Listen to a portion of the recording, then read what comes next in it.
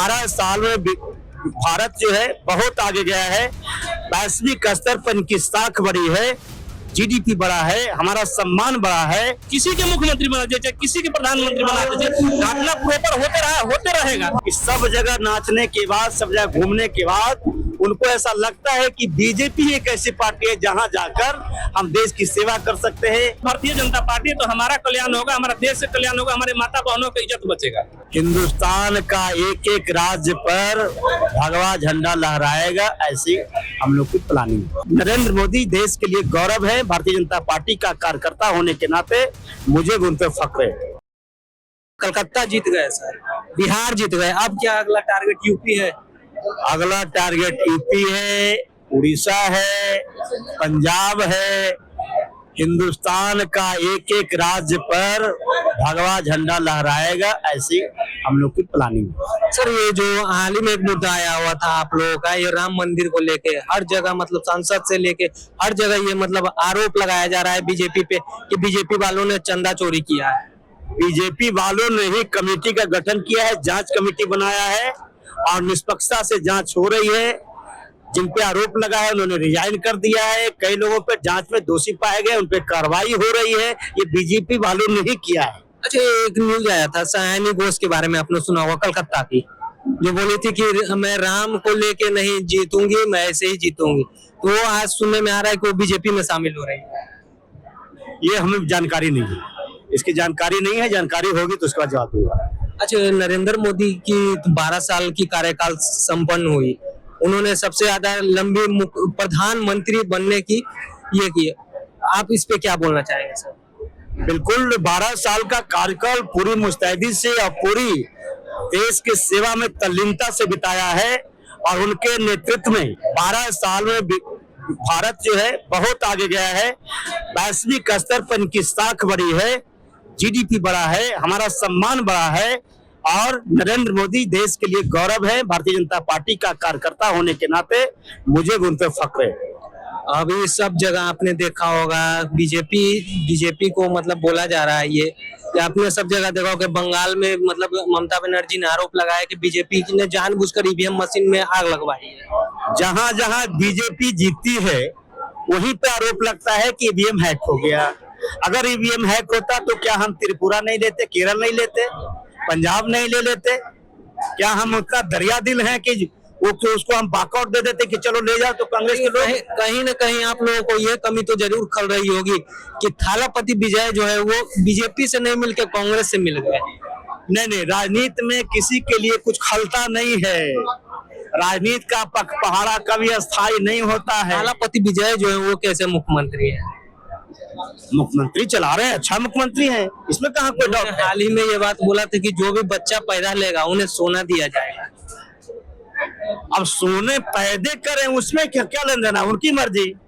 अच्छा, अखिलेश यादव जो है जो ये बात बार बार बोलते हैं कि अगर भारतीय जनता पार्टी यूपी में आ गई तो फिर वोटिंग भूल जाइए।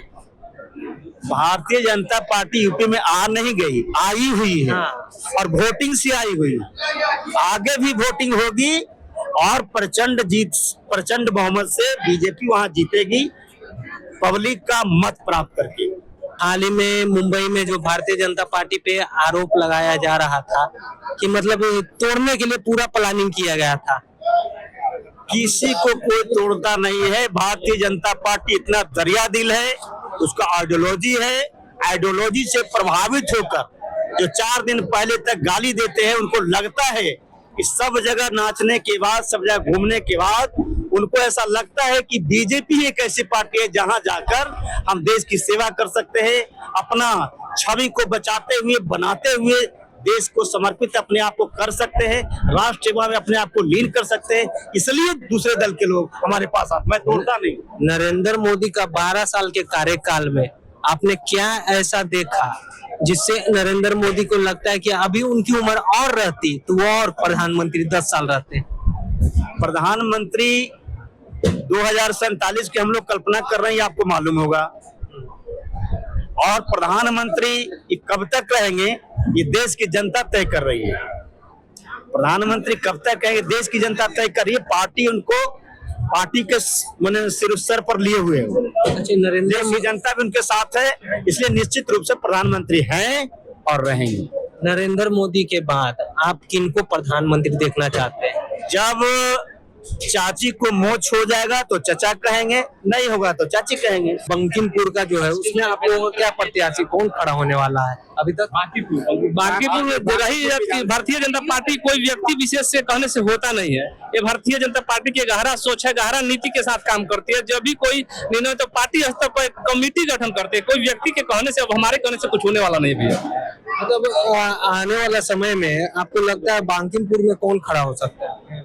अरे भैया, हम बोल रहे थे कि पार्टी तय करेगा, व्यक्ति में किसी के चेहरा नाम नहीं कर सकता हूँ, क्योंकि मैं एक जिम्मेवार करता हूँ, मैं जिला अध्यक्ष हूँ, तो मैं किसी व्यक्ति के प्रोटेक्ट नाम नहीं कर सकता हूँ, मेरा दायित्व तो बनता है। अभी में एक क्वेश्चन आउट हुआ था, न्यूज में आ रहा था कि विजय कुमार सिन्हा को मुख्यमंत्री बनाने का सब कोई बोल रहे थे। रही बात की पार्टी तय करेगी, हमारे कहने से कोई मुख्यमंत्री या कोई प्रधानमंत्री नहीं बनेगा। जब तक सम्राट जी है, क्या दिक्कत है कि तब उनको बनाया जाएगा? सम्राट जी सुपर है, सबसे अच्छे हैं।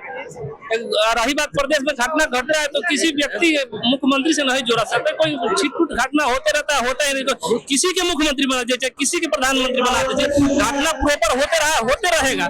रही बात समानता, एक बढ़िया है, चल रहा है, बढ़िया चलेगा। सम्राट जी के नेतृत्व में पूरा बिहार अच्छा है।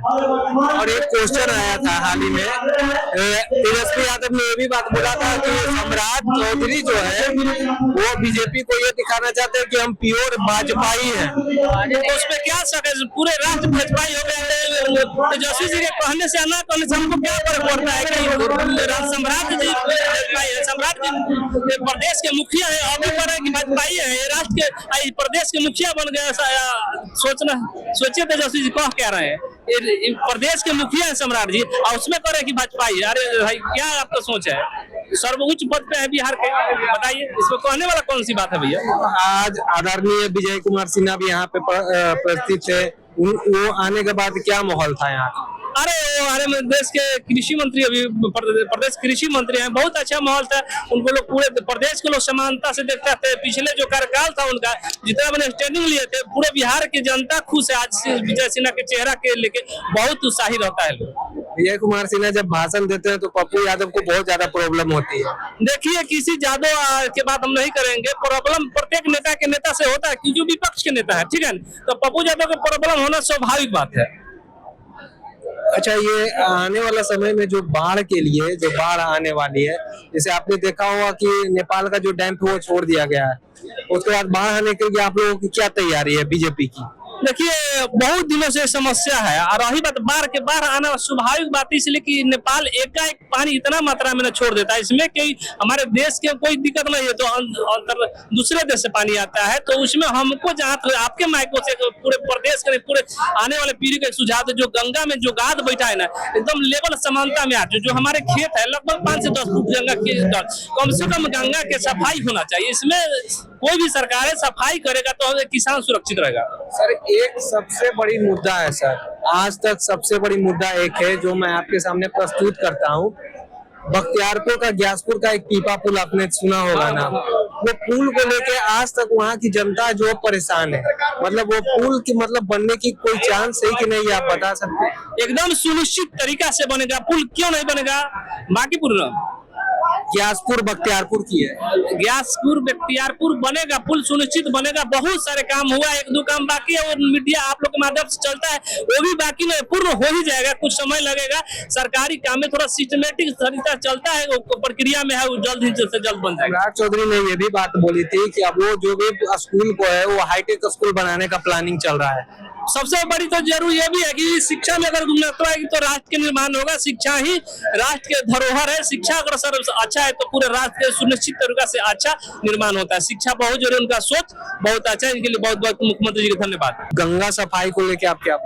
मैं सरकार से आग्रह करना चाहता हूँ, जो हमेशा लाखों किसानों की जिंदगी जब बर्बाद होती है, तो उसमें एक बार सरकार ये भी मुद्दा उठाए और गंगा सफाई अभियान करे। जो हमारे खेत है उससे मात्र 8 से 10 फीट गड्ढा रह चुका है। गंगा के प्रतिदिन आने वाले बालू के तो गाद जम गया।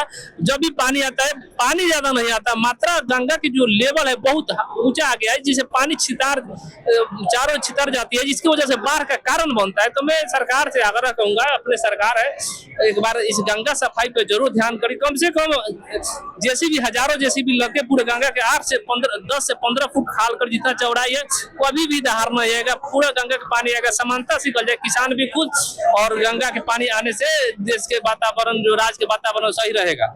अच्छा, यूपी का मैं एक सवाल पूछूं, यूपी में आपको क्या लगता है बीजेपी की सरकार आएगी या नहीं आएगी?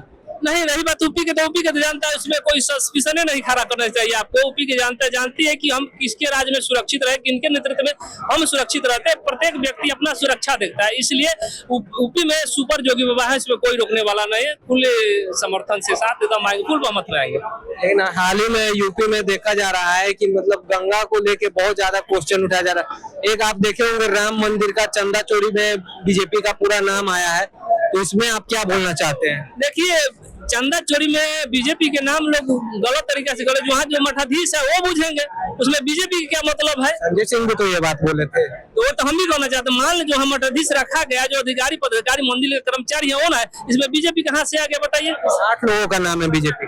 अरे नाम है तो गलत तरीके से 100 आदमी के नाम लीजिए, उससे क्या लेना देना है भैया। अपन गलत तरीके से 100 आदमी के नाम ले, मेरा भी नाम रखते, नाम रखने में कोई थोड़े लगा, लेकिन जो कर्मचारी है, पदाधिकारी है, जो मंदिर के पुजारी, उनसे न चल पड़ो, उन लोग का नाम आना चाहिए। अब आप एक चीज देखे होंगे, अयोध्या में जो बीजेपी का है, अयोध्या में बीजेपी की हार गई थी चुनाव।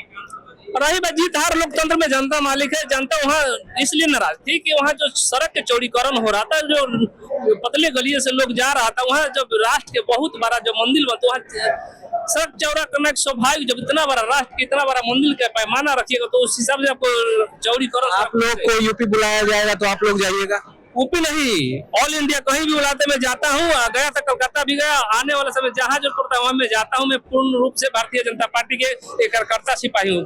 आप एक बात बताइए, कलकत्ता में जो बीजेपी जीती है उसमें आप क्या बोलना चाहते हैं? कलकत्ता के जनता जीती है भाई, कलकत्ता की जनता की जीत हुई है। कलकत्ता में मतलब बीजेपी ने एक तरफा जीत हासिल किया है। बीजेपी को आना कलकत्ता में सही था? 110% सही था। जितना बांग्लादेशी यहाँ के कलकत्ता के आम लोगों पे अत्याचार किया था, उससे कुछ दूसरा कोई विकल्प ही नहीं था। भारतीय जनता पार्टी ही एक पार्टी है जो देश हित में काम करती है, देश हित के लिए सोचती है। इसलिए सब लोग को लगा कि अगर भारतीय जनता पार्टी है तो हमारा कल्याण होगा, हमारा देश से कल्याण होगा, हमारे माता बहनों की इज्जत बचेगा। धन्यवाद।